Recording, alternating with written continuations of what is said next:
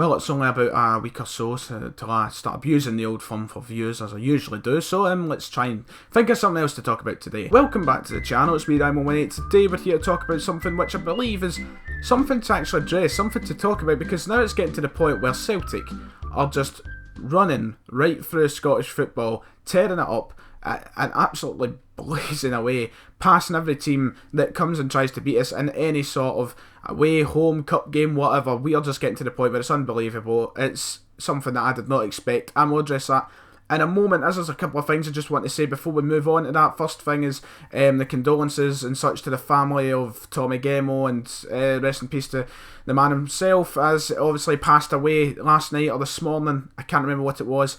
Obviously a Celtic legend, one of the Lisbon Lions, as we come up for the 50th anniversary of the Lisbon Lions. Such a shame for him to pass away just as we approach that.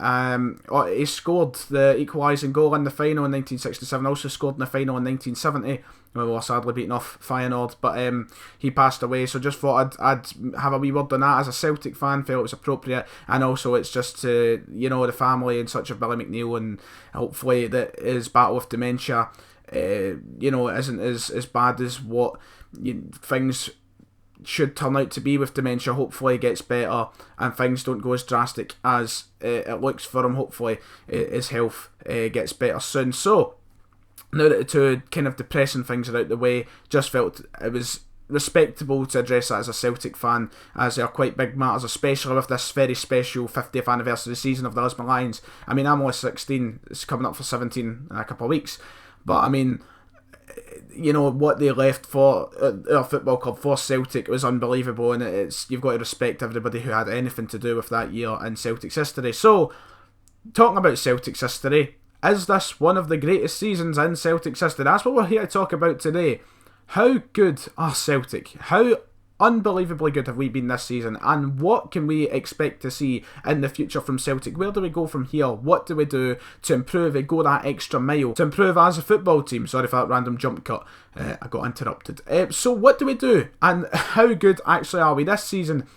No one has came close domestically to beating us. The closest anyone has came is when we dropped points right at the very beginning of the season, when we went up to Inverness and we drew 2-2. And as we saw from last night's dominant performance, that kind edgy bad performances are a thing of the past. A thing of the past. That 2-2 draw up there back in August, September, whatever it was, is well out the window, and we absolutely destroyed them last night 4-0 at the same place. Those days are behind us, and as we carry forward, we continue to look stronger and stronger.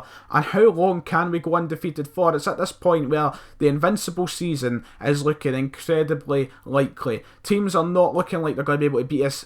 Aberdeen are probably the only team, and Rangers, obviously Ibrox, are the only two teams who have a fighting chance. And even at that, do Rangers even have a fighting chance? Do Aberdeen even have a fighting chance? We have just been too supremely good, and too good for the league this season. Now, when Brendan Rodgers was announced manager in May last year, I expected great things. There was obviously that bit of sceptical, thoughts coming into people's heads after as well. We got beat from Lincoln Red Imps, or whatever they're called. It's not Lincoln, is it? I don't know. There was obviously those sceptical thoughts, but I did not expect us to be at the point of where we are right now. We're on the treble, we're on an undefeated season, and things just continuously get better. The good news keeps on rolling out about finances, about body club hotels, about new signings and the rumours and everything. Things just keep rolling out that make you think it is the best time to be a Celtic fan. Now, in my short life, and my short 16 years here on earth, and since I've started liking football about the age of 7 and actually keeping up to date with it, I've had some good seasons as a Celtic fan.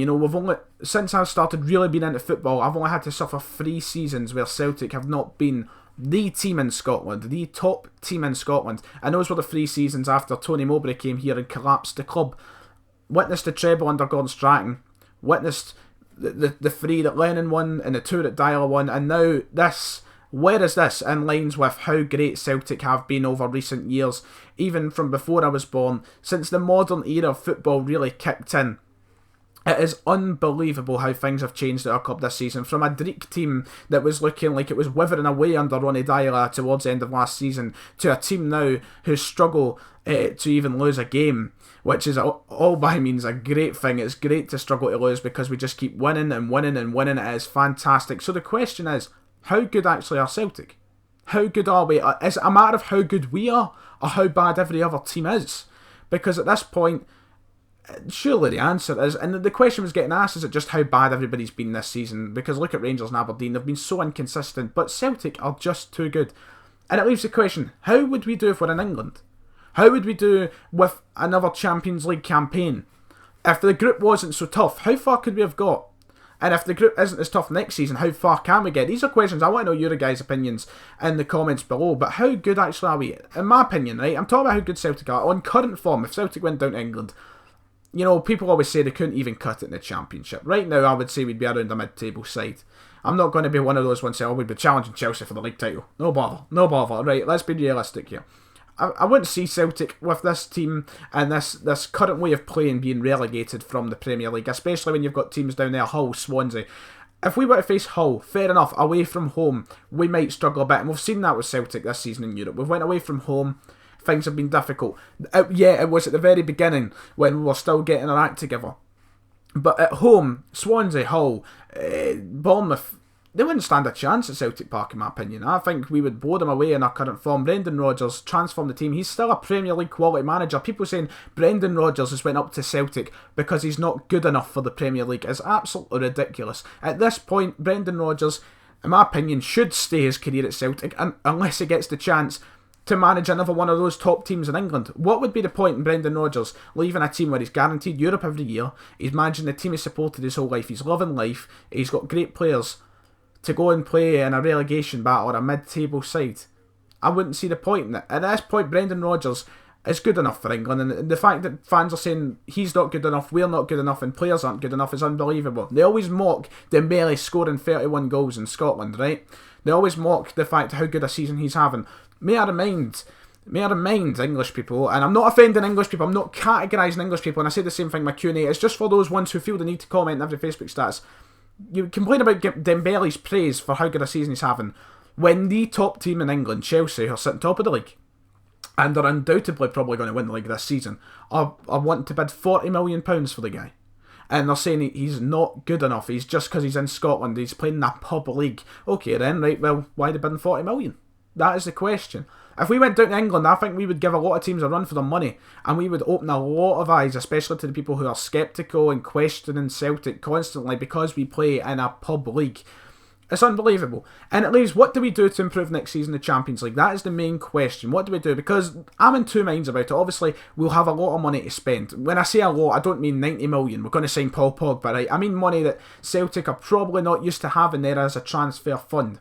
You know, I would be surprised if we've ever had more than like 10 million in one season's transfer budget. But realistically, next season, I think Brendan Rodgers might be given the money. It just depends who he wants.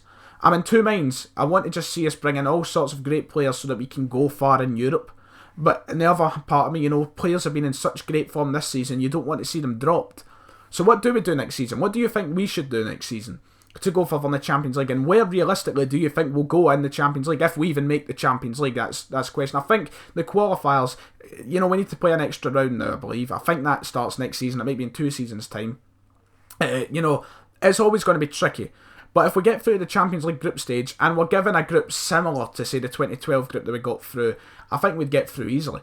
I really do. If you give us Benfica again, and we give us Spartak Moscow again, and Barcelona again, obviously we're going to drop the 6 points to Barcelona more likely, unless the miracle happens again at Parkhead, which, you know, isn't far-fetched, is it? Is it really far-fetched? We only lost 2-0. And we're still finding our footing at that point, as I say. Realistically, though, dropping the 6 points, I don't want to be one of these Celtic fans who keep, oh, we'll do this and that, next thing, we'll beat them, they bother, we'll beat Barcelona, we'll beat Real Madrid, we'll beat Bayern Munich. Realistically, we'd drop the 6 points there. But can we get to the Champions League last 16 next season? I think we've had the time to grow, realise our mistakes and what we've done wrong in that European campaign, especially against Borussia Mönchengladbach, for example. Take that, work on it, and next season just improve and get better as a team. It's unbelievable how great we've been this season. You know, maybe exiting the Champions League had something to do with it. Maybe that's took the players' minds off of that and focused just domestically. If we were, say, getting into the Europa League, we might have slipped up by now and lost the game domestically. We might have been knocked out a cup. Who knows? The players' mindset has been focused domestically since we've been knocked out the Champions League, and maybe that has a major effect on it, how we've been playing our football and how we have been playing at such a great level. You never know. But next season, I think we've got the capability to do great things in Europe. I would love to see us able to go into the last 16 of Champions League. If we got to the Europa League, I'd love to see us go as far as we can. Could we repeat what happened in 2003? Being realistic with the way money is being spent from other teams in Europe, probably not. But if Brendan Rodgers plays his cards right, you never know. And you're talking a matter of years. How many years is it until that point where Brendan Rodgers has got a Celtic team which is really a force in Europe? And will it happen? That is the question. Do we just keep going? Do Rangers catch up in this? I don't see that happening anytime soon. Genuinely, realistically, and I'm not saying that to wind Rangers fans up. 10 in a row. It's going to happen. We're a force. We're a driving force. Rangers have no financial support. We have more finances than we know what to do with. We're getting to a point now where we do question, when does Celtic become a European force? When do they? Not to the extent of Man United and Bayern Munich, just to reiterate that point. I mean a force in which, we get the same, respect and we have the same threat level as Martin O'Neill's team did in 2003. That's what ultimately I think Brendan Rodgers wants to do, and in my opinion I think we will do at some point, no matter how many years it takes, hopefully not too long, because I'd love to see us get that bit more respect from people in England especially and around Europe, and just that bit of level, where we actually have the mindset and the capability to do something dangerous and something good in Europe. So that's all my questions. How good are we? What can we do in England? What do you think is set for the future in Celtic? I've not yet received any abuse in videos like these. I'm actually surprised. I'm expecting fans to comment like, oh, fuck up. The comments seem very supportive, so I hope you enjoy these videos. I'm going to make a video in the very near future addressing these kind of videos going into next season, as I have a few ideas of how I'd like to have weekly kind of, football talks, Celtic talks and such, starting from next season in football. So I'll talk about that soon. But if you enjoyed this and you enjoy this format video, let me know. Hit the like button. I hope you enjoyed. Make sure to hit that subscribe button. It's been a long video, but a long topic to talk about. So guys, if you enjoyed it, you know what to do. And I'll see you all next time.